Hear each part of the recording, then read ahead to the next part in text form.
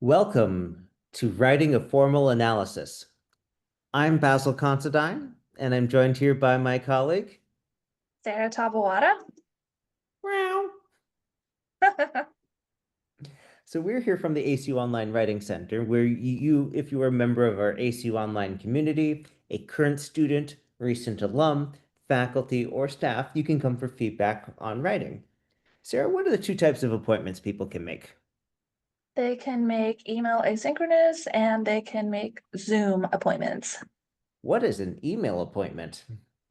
So that is basically you schedule the time and then you upload your document and the tutor will review it and email you back feedback within 24 hours.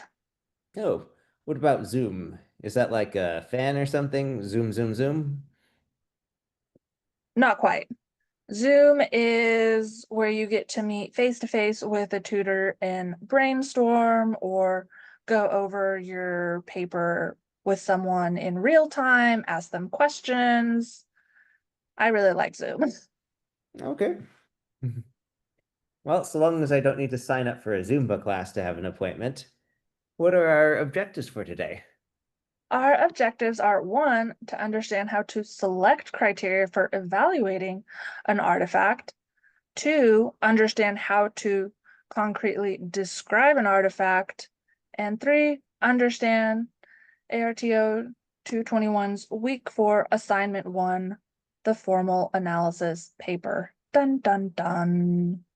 Okay, I just have one question, Sarah. What is this artifact thing that you're talking about? Oh, I'm so glad you asked that. An artifact is an object made by a human being, typically an item of cultural or historical interest. Maybe I'm thinking Eiffel Tower. That's a large object. I was thinking like, maybe the mummy's crown or something like that with a curse on it. But I suppose it could be an Eiffel Tower too, or something in between. All right, let's look at our first learning objective here to understand how to select criteria for evaluating an artifact. Now, you can make an argument entirely of its own, but it's a little harder to get someone to agree with you if you don't have a prior basis, or to put it another way, to have an answer to the question, are you just making that up? And so we have the easiest answer, used by many parents, is the appeal to history or culture. And that's how it's been. That's how it's always been. That's how we do this. There's also the appeal to authority. Why? Because I said so. The appeal to aesthetics. Sarah, should I take this purple polka dotted hat and wear it with my hot pink and my vomit colored jumpsuit here? I was totally with you until the vomit colored part. Okay, so that's I was gonna give it a hard yes, but that is a definite no. okay. So it sounds like there's some aesthetics guiding that maybe you shouldn't mix certain colors or perhaps wear vomit colored at all. There's also the appeal to philosophy that oh, having this grand, expensive plaza will inspire people, will make them better, greater, that all people deserve to experience this, or an appeal to beauty. You may have heard the saying, have nothing in your house except that is useful or beautiful. Well, if nice things, beautiful things make you happy, standards. I know when it comes to plumbing, I really like things to have followed standards and best practices. And let's not just, well, your uncle says it thinks it looks right. It's his first time doing it. I'm like, I like more standards here. Consensus, we're going to talk about this in a bit. And feasibility, is it affordable? Sarah, have you ever been to Paris? Not yet. It's on the list. Well, when you go to Paris, I hope that you drop by the Eiffel Tower and also that you've dropped by Notre Dame, which has been reopened after a massive restoration. And there were lots of proposals about what to do after the fire. One of them involved building a skyscraper on the site. And well, there's just some challenges with building a skyscraper in the neighborhood that's with all these historical protections, and there's a river right there.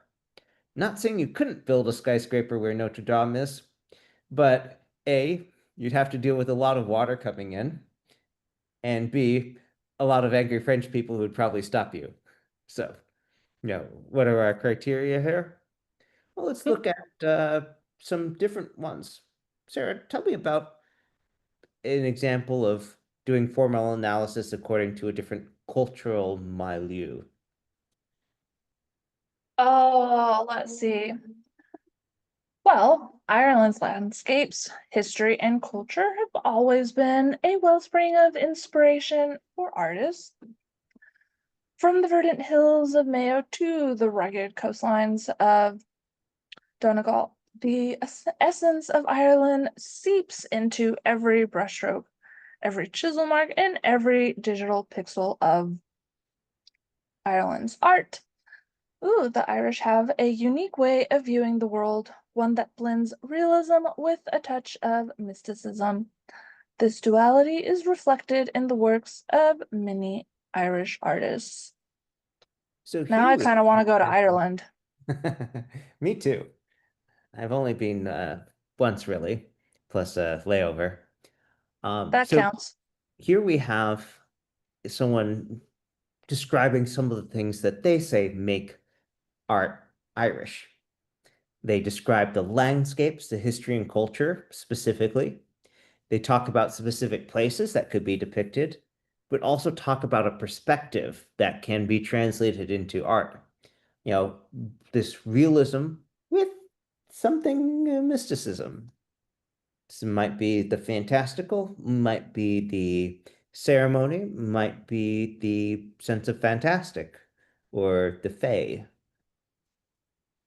I'm going to go in a different direction. I'm going to say, well, form analysis according to authority. And the authority here is the Getty Museum in Los Angeles, which is very nice. And also, very importantly, after the wildfires, still standing. So the Getty teaches classes for aspiring artists and people interested in art. And they describe a vocabulary that has actually been used going back into at least Roman times. Say the elements of art are components or parts of a work of art that can be isolated and defined. They are the building blocks used to create a work of art. Things like line, shape and form, space, color, texture. But there are other ways that you can describe something. Sarah, tell us about this one. Gladly. The Bodie McBoatface has become an overwhelming choice in public vote to name a 200 million euro polar research ship. Even more expensive, 200 million pounds. Oh, is that pounds? Yeah, at the time that was something like 280 a million euro. So the name suggested by former BBC Radio Jersey presenter James Hand went viral, crashing the Natural Environment Research Council website. Bodie McBoatface, oh my God, I just love that name. No wonder it won. Was the runaway winner with, that is a lot of votes. Almost Oh wait, the second most popular? Oh no, I can see why Bodie McBoatface won. so I'm a little disappointed in the runner-up. if we're going by consensus, here we can see that Poppy Mike had a little bit over a quarter of the votes that Bodie McBoatface did, and really none of the other ones are anywhere close to Poppy Mai. So Bodie McBoatface was the leader. And this isn't something we made up for this. This is an actual thing that happened about a decade ago. when that entity decided that they were going to name their new polar research vessel. And what happened? Well, they found that the public spoke and they said, "Oh, well, if it's up to us, here's what we would like." And then you get this actual headline. Now, it turns out that the people running the contest decided that aesthetics had to override, and so they named the ship something else. And then because of the public protest, they named something else Bodie Big Boatface. But this was the first of a wave of popular naming things for public uh, boats, snowplows, research centers, and so forth. So the state of Minnesota actually now has an annual snowplow contest that is inspired by this. And the metric that they have chosen is to appeal to consensus, as we are talking about earlier. Sarah, would you read us some of these names here? Okay, let's see. We're off to see the blizzard. Ah, that's a reference to the fact that Judy Garland grew up in Minnesota. Oh, yes. Oh, it's notorious. Cowabunga. Well, I think there's Cowabunga. Ninja Oh Turtles my God, is that coming like, out. oh my gosh, Ninja Turtles. Okay, I would so vote for that one. Let's see. Have you been to Minnesota, Sarah? No, I hear it's cold. Well, there's a phrase you'll hear people say, "Don't you know?" Which is how we get "Don't you snow?" Don't just know. Oh my gosh, I came, I thought, I conquered.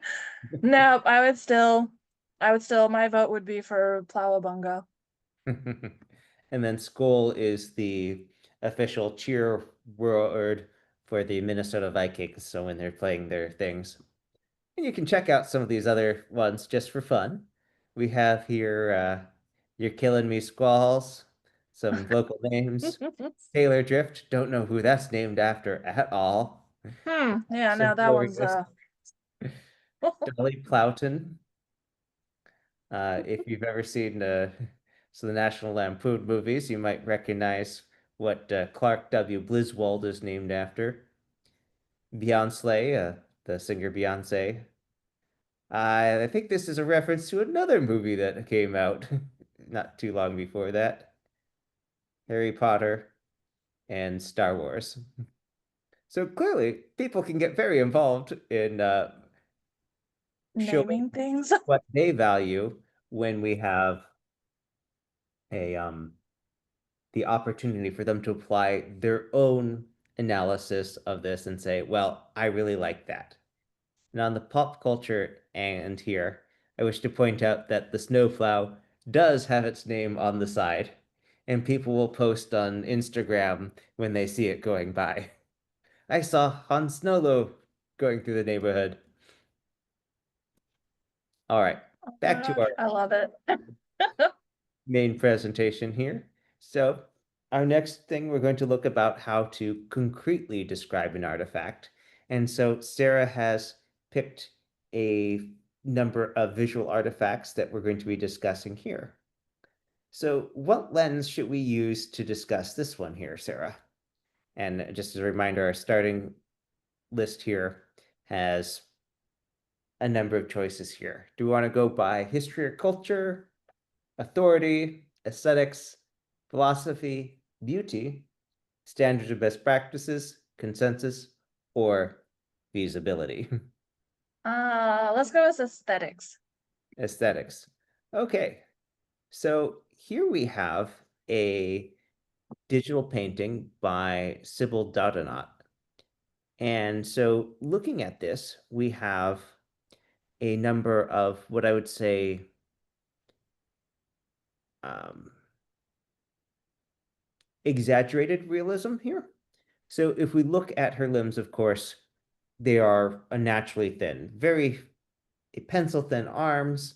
The legs are larger, but clearly very stylized. And the rabbit is also, the proportions here We have the extra long ears and things like that.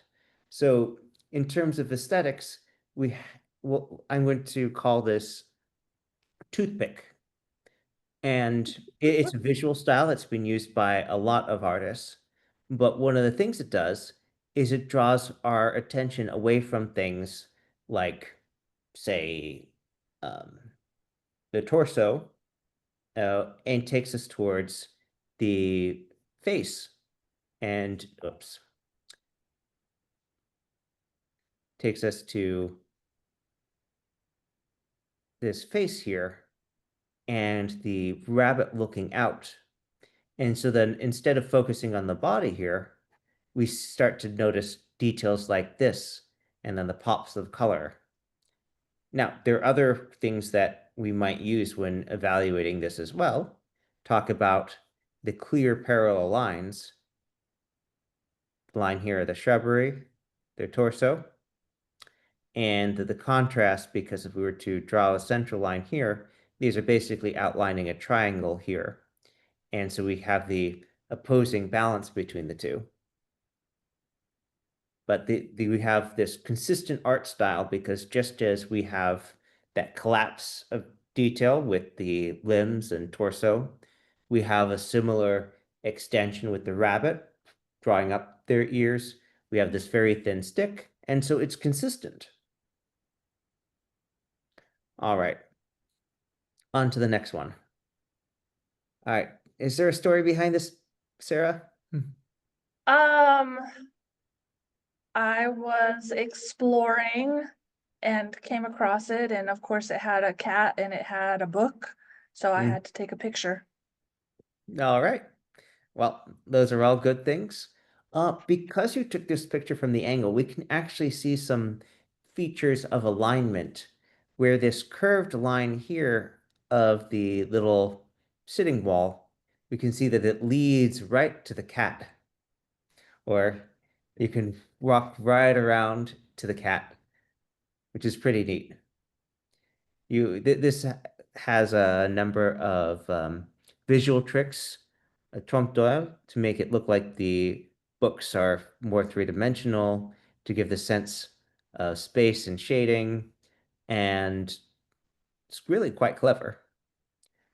If we look at it from this, we could talk about the strength of the contrast because we can see these dark sections and really draw our eye up to the pages first, and then we see the cat here. But that this draws your eye up, so you see all these elements, and then notice, oh wait, there's some fur. Oh, it's a cat. All right, we have another work by the same artist, and we can say if we were evaluating this as a set, even though that's not quite the same rendering as here, we have that same pencil limb thing, all these elongated lines, and then we have this parallel between the lamp and the arm there, which creates a nice sort of visual symmetry. Similarly, there's, And the bent leg. mm-hmm, absolutely. And then that also provides some balance here because that's reflecting the wings and body of the butterflies there. And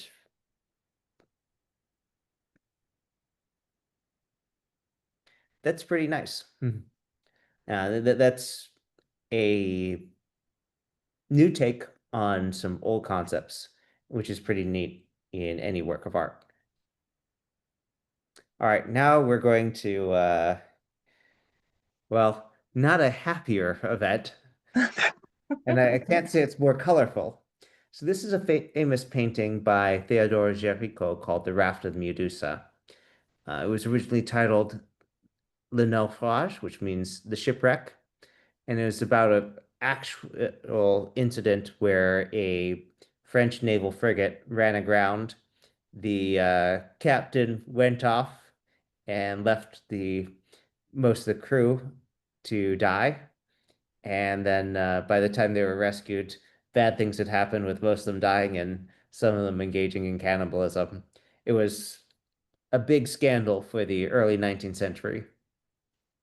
But this has some of those same things that we were talking about earlier in terms of that classical values as defined by the Getty, where you can see we have that parallelism of we have these different triangles.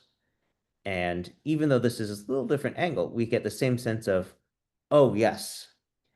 And if we look back at this, we can see that the shapes, the geometric shapes, are repeated in multiple parallels. This line, this actual rope line, that line there, that line here.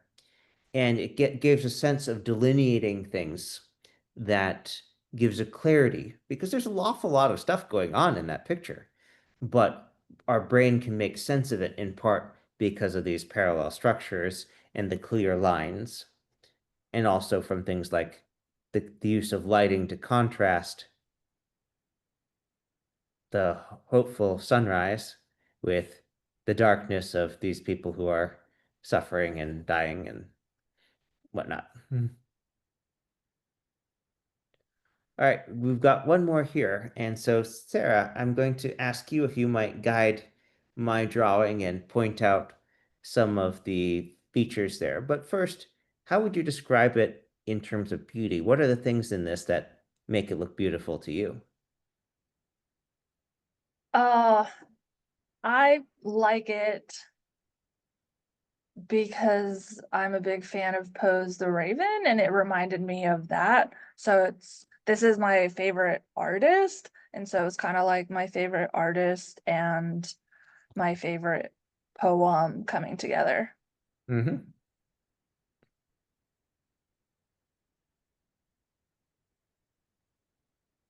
And those are all great things to refer to. And in fact, in much of the history of art criticism, people talk about how different things represent or capture aspects of their culture and how things that have historical association lead them to have more value to the viewers.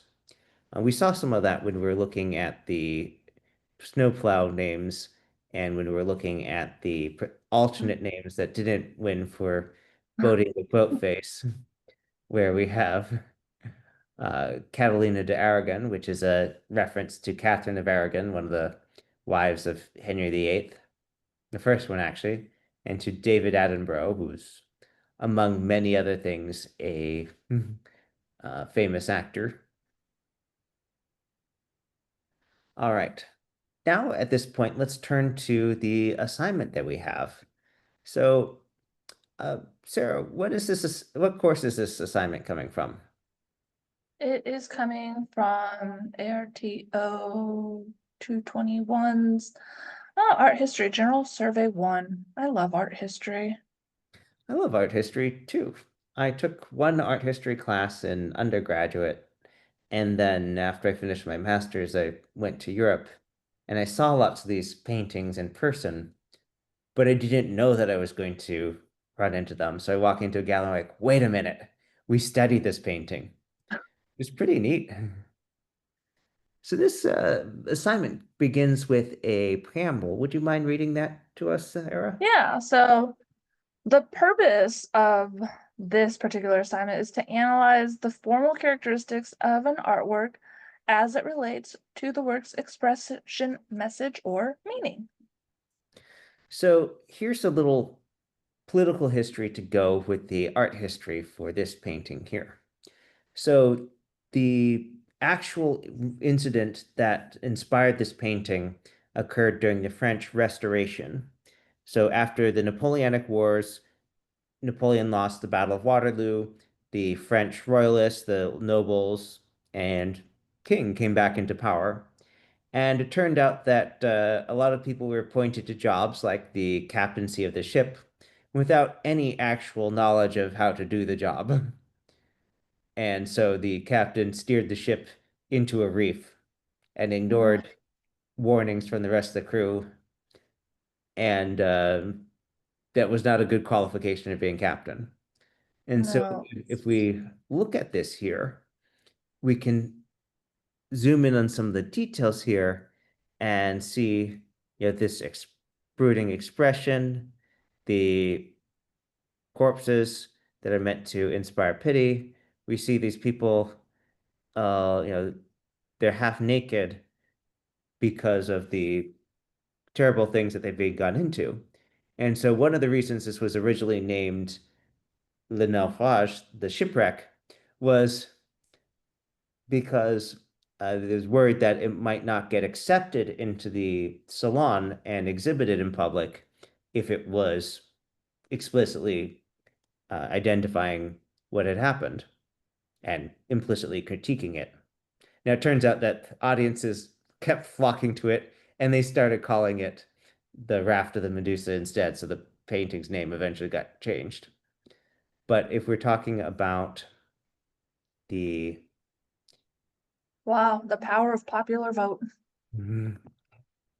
the expression, message, meaning, these are all enhanced because it could have just you can have a figure of someone lying dead or dying, but put all those things together and it has an additional message that's amplified by the formal characteristics like the use of light, the lines, and so forth. All right, so this assignment requires that you select a artifact, in this case, a painting, sculpture, or building that you go and look at in person. All right. Well, Sarah, I haven't been to Taiwan yet. Surely I can just look up a picture of a cat mural, and that'll be the same thing as seeing it in person, right? Not quite, especially since the assignment specifically says that photographs, posters, or digital images are strongly discouraged. So they really want you to go out and see something, find your artifact, and view it in person, in real life. And I see that a large part of your grade will depend on whether you actually did this, and you're required to attest that. All right, so we should go and do that. Mhm. What is this? The instructions tell us about the formal analysis they want us to write. So you want to, it should include an analysis of the forms appearing in the work. So we've been talking about that with all the different lines. Um, and then, of course, as you were just talking about a few slides ago, what is the expression, message, or meaning?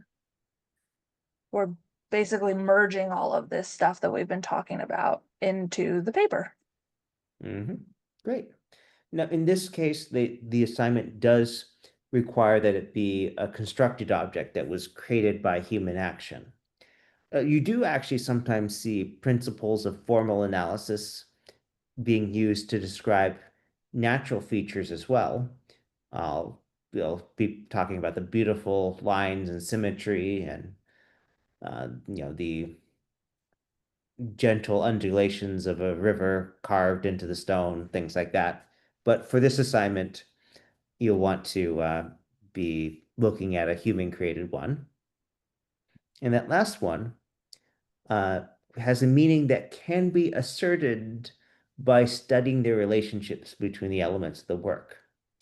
So while it is perfectly fine to say, this makes me happy, I don't know why, when you are buying decorations for your house, you want to be looking at something for which you you are listing the criteria that help show that value, that someone else will be able to, using the same criteria, reach similar conclusions. So this is probably not the best place for one of those abstract pieces of art where you look at it and say, is this art or is this a scuff on the wall? And you are asked to provide a photograph of the work, and I will make a suggestion. Uh, take a photograph of you in front of the work as well, whether it's selfie or something else. It's great evidence that you were there, and also is something that gives you a little bit of perspective on size, the distance when you're looking at it, and things like that. So, to aid in writing a formal analysis, you should think as if you were describing the work of art to an intelligent person who has never seen it before. Okay, Sarah, you know what we're going to have to do? We're going to have to Yes. describe this mural here for someone who has never seen it before, even someone perhaps who does not have the visual ability to see it for themselves. So I'm going to just start off by asking you a couple prompts and then we'll go from there. All right, what All right. are you looking at? Is it something large or small?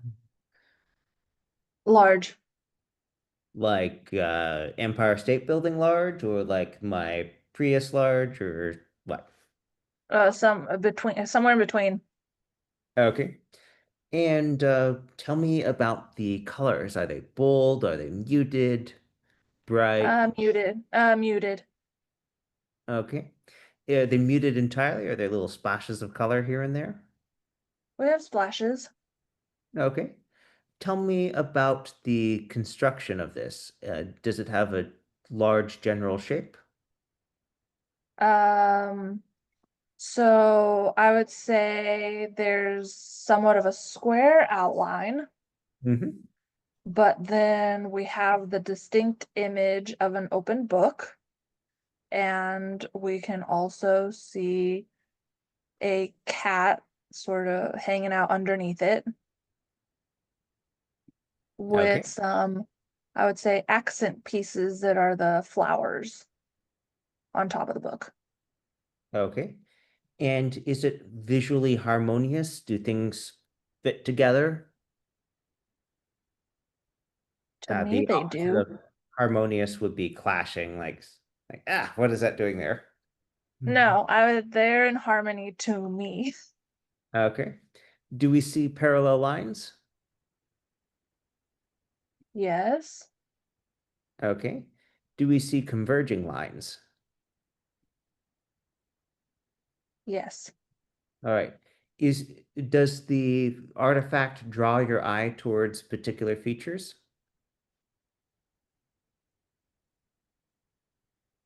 I'm drawn to the cat, but I like cats, so that's what I'm gonna be Okay. focus. I'm gonna want to focus on that just based on my love of cats. Mhm. But the size of the book kind of battles with my attention for the cat. Mhm. Okay. Well, if we go back to this, if we include love of cats as a element of culture, there are lots of people who will have a similar response. And if we're writing in a imagined journal of cat lovers, which now that I say that, I think that is an actual journal that has existed, um, then within that culture, having a cat there is a formal element that gives increased value because of all the people reading the journal's appreciation for cats of different shapes, sizes, and colors. And it also might be something where, to the right audience, where it is not only also beautiful, but the consensus, if you're reading the Journal of Cat Lovers, is probably something on the more cats the merrier front. Now, in terms of aesthetics, if we go back to this, we could say a few more things about it. But the key thing is that when Sarah said that as a cat lover, her eyes is drawn to the cat, that is giving us a basis for seeing, oh, this is why this element is important. Through that lens or that set of guidelines, we have a formal reason why this mural is of interest. Now, there are many other ones here, but that is one that has a greater weight for some people than others. All right. Now, when we are uh, looking at this, we have the question here. What do you think is the meaning of this work? So I've told you a little bit about the Raft of the Medusa, and I'm going to ask you, Sarah, if you can tell us a little bit about what this image first means to you and what you think it means about whoever commissioned this mural. Um, I took a picture of it, not just because it had a cat, that was obviously probably reason number one, but it, when I read, I read with my cat curled up next to me, and so I liked that it had this sort of literacy and love of literacy slash love of feline element. But if you Hmm. were talking to my mom, she'd probably just see the flowers. Hmm. I mean, my eye goes first to the book, then to the butterfly, then to the other book, the one with Tynan on the spine, and then to the cat. So that probably tells you something about where my interests go there.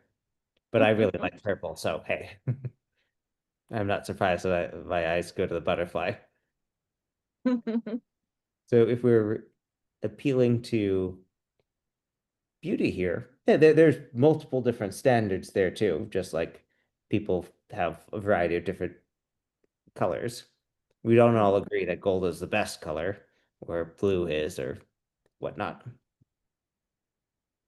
All right, back to where we were here. What is the message that this work or artist, or let's include here for our discussion, whatever entity paid for this mural, sends to the viewer? Well, sure. Do you think that it would be fair to say that we could say many of the things that you mentioned about the artist or the commissioner, that they value reading, they value cats, and they probably va value flowers as well? Yeah, I would say given the sheer number of murals in Taiwan that feature cats, that um that would be pretty accurate. Ah, so that's telling us a little bit about the culture as well, Hmm. because it's not just things like lines that give it the value. It's what we make of the things that are outlined and highlighted and organized through them. All right. Exactly. Now, this I do want to point out, and we didn't plan this as such, the thesis statement is an important element. It sets the tone for the entire paper and sets it apart from being a merely descriptive paper. Your assignment is not supposed to just describe what you see. You also need to interpret it through that analytical lens. And some of that's going to start with your what do you think this work is all about? Now, it could be just designed to be pretty or impressive, but there's usually something else there that's telling us about what the artist values. It's not an accident that Frank Lloyd Wright didn't include garages in most of his most of his house designs. He thought garages were pretty ugly, so he left them out.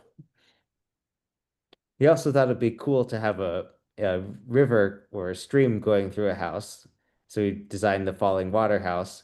And well, it's got terrible mold problems that you have to keep an eye on.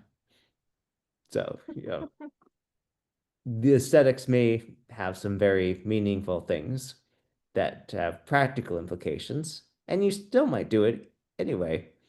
All right, so 1,000 to 1,500 words. Roughly how many pages is that looking like to you, Sarah? Let's see. Well, 250 words is about a page or two. Yeah, 250 words per double space page. So then Yeah, looking at roughly 4 to 6 pages of content. I love when it's double spaced. All right. Now there's this note. Make sure you proofread your papers for incorrect grammar, spelling, punctuation, and other errors, which I would say your first thing should always be do a spelling and grammar check in your word processor because that's free, it's fast, and it also gives you an idea of some things that might be good to look at. But after you've done that, I would recommend reading it out loud. And if you feel that feedback from an outside party would be helpful, consider coming to the Writing Center. Let's break down some of the information here. Artist, if you know. Now, I had a question about this assignment in previous year where someone was asking, well, if I don't know the artist, what do I write? And so let's take look at this. In APA style, it's important that we identify the thing, but if we don't have a published source, we don't have a published source. So let's be specific. So we're going to try and describe that mural that you saw in Taiwan. Okay. Uh,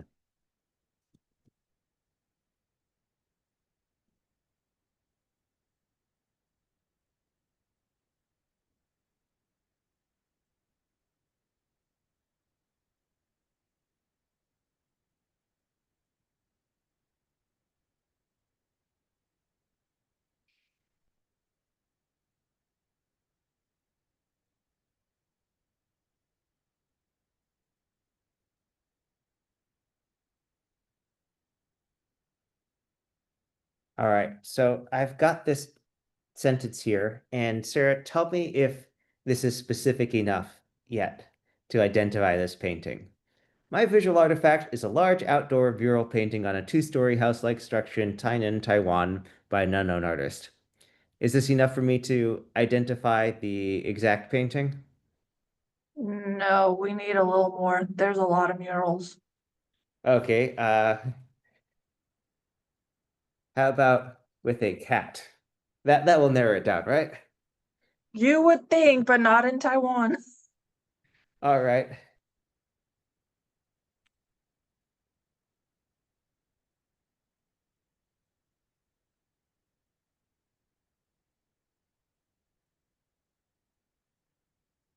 How about a 6 foot tall cat hiding under a massive book on a two-story house-like structure?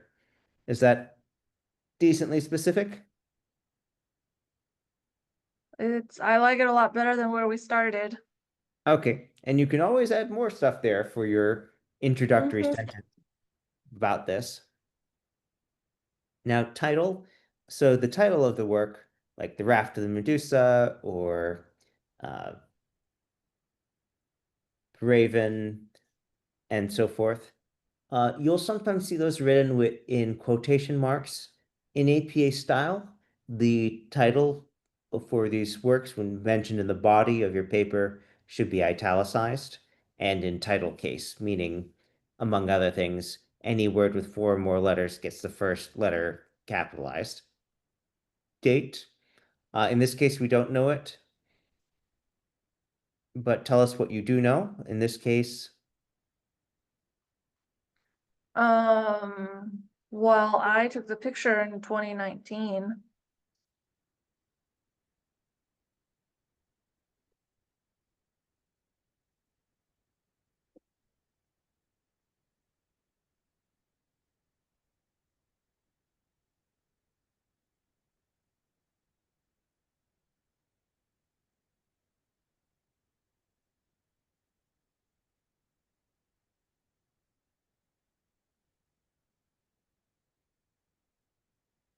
now that looked in very good condition, and the particular paint colors and stuff suggest that it's more recent.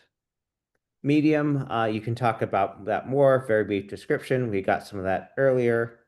And then thesis statement, that's going to be the what does this mean part, or what does it represent?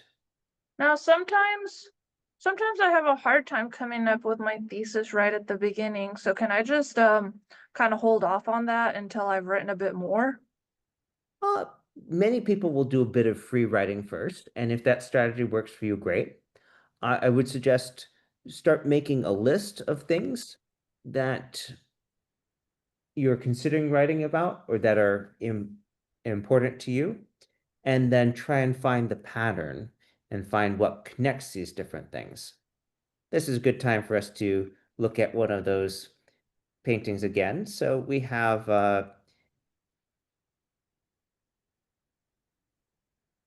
the Alice painting. So what are some of the things that this painting says to you, Sarah?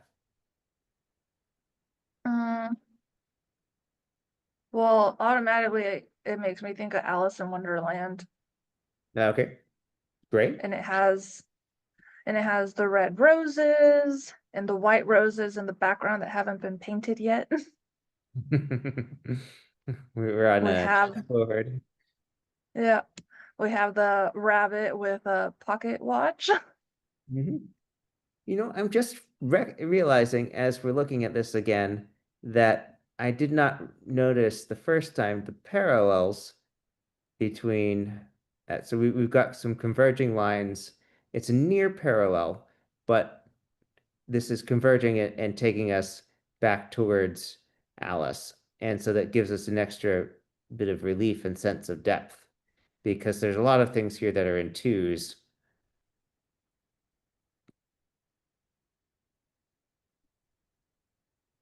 All right. Is this a happy image? Is it poignant? Is it, give me a word or two to describe this. Uh, it makes me happy, but the rabbit kind of makes me think has kind of a Donnie Darko type feel to it. Well, that is a interesting film. All right. So coming back to this, we have a fair bit to write.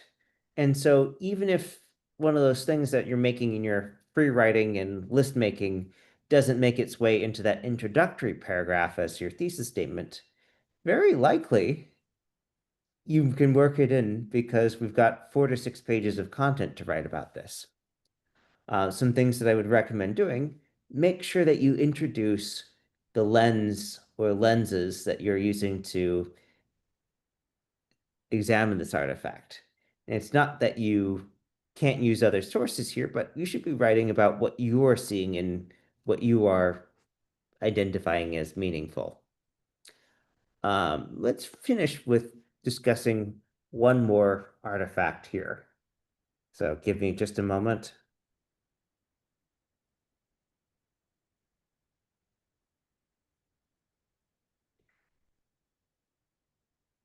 So, as some of you may know, I am a graduate of Boston University, and Boston University has a interesting addition to the Boston skyline here, which is formerly the Dewan Family Center for Computing and Data Sciences, and most people in the area call it the Jenga building or Uh, that ugly new thing at BU. And one of the reasons that it is made fun of incessantly is that it doesn't follow classical ideas about clean lines. This is kind of messy and sawtooth, and it doesn't look balanced. And if we look at this one here, we've got straight lines, we've got Gothic, actually, those are neo-Gothic arches, and more. So it well, does if they stand wanted out. it to stand out, mission accomplished. It does. It gets made fun of incessantly on social media and even in Boston University's online magazine, BU Today. The comments are a wonderful set of alumni critiquing this and comparing it to other buildings that on the campus that they think are ugly. It doesn't help the case that you've got this is MIT's campus with the domes in the background and then these other buildings here. But you know what? It could be worse Could because it? yes, Dun dun dun. Drum roll. allow me to introduce the Boston University School of Law here. When this opened, this building was built with windows that could not open, and the architect said, "We don't need air conditioning. These walls are really thick." Oh no. Well, it catches the rising and setting sun and everything in between those two. And it started raining inside the building when it opened because it would heat up so much there'd be condensation. So this building was the popularly voted the ugliest building on the Boston skyline for many years. Now it's more of a split vote. But this one, it required a very, very expensive air conditioning retrofit after 2 years of operation because it was just really, really uncomfortable to use. Uh, Blazing hot in the winter and super cold, sorry, blazing cold, hot in the summer and really cold in the winter. And I've been to meetings in some of those offices, and you're just sweating bullets. So this one is ugly and impractical, in my opinion. Oh my God. Oh, And there are long essays that have been written about how uh, how and why they are ugly. So this one here is an example of brutalist architecture, uh, late brutalism, I'd say. And the um, Data Science Center is an example of what is sometimes called postmodern eclecticism. There's kind of a bit of everything. You've got these diagonals, you've got these straights, you've got these different colors. It catches the eye. Whether it's beautiful, uh, it's not my thing to be sure. uh-uh. So I think that's probably a good time for us to do a recap here and perhaps refer to a webinar or two on that might also be of interest. Sarah, if I was a student taking this class and said, okay, I need to have this paper be an APA style, but I wasn't really sure what that meant, what would be a good place to start? Oh, our APA webinar. Oh, well, that happened already, right? I missed that. That No, well, but that's okay because we upload them on our website. Oh, so does that mean I have to pay to watch it? Nope. What if I don't remember my ACU password and I just have my cell phone on the go? Can I still watch these webinars? Like, do you have a YouTube or Instagram or something? We do have a YouTube channel because the Writing Center is that hip. All right.